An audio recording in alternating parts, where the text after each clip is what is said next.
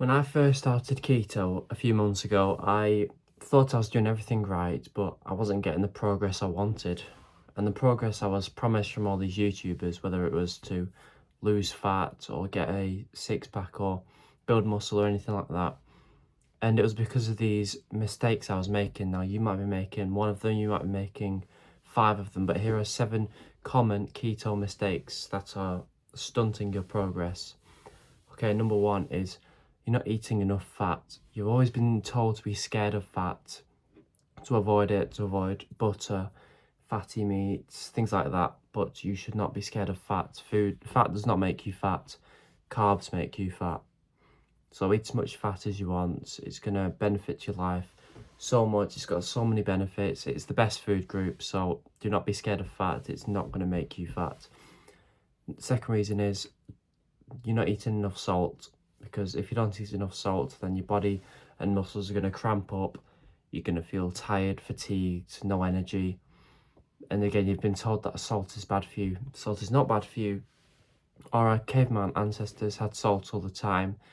They used to travel for hundreds of miles just for a rock salt, and don't be scared of salt. Preferably Himalayan rock salt is better than table or sea salt, but just don't be scared of salt.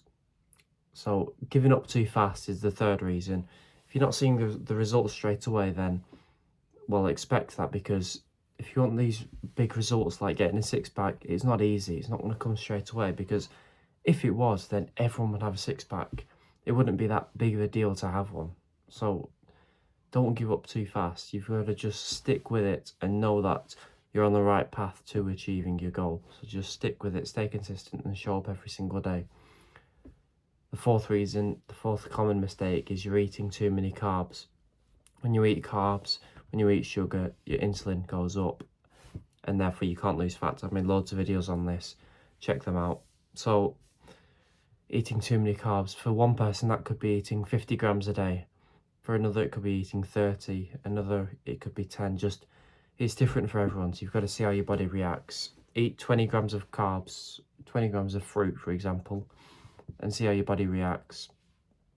See if you put on weight, keep losing weight, whatever, but just don't eat too many carbs. And this is specific to each person, so you'll have to figure that out for yourself. Another common mistake is you're buying lean meats, like meats with not enough fat in. That's beef with like 95% and 5% fat.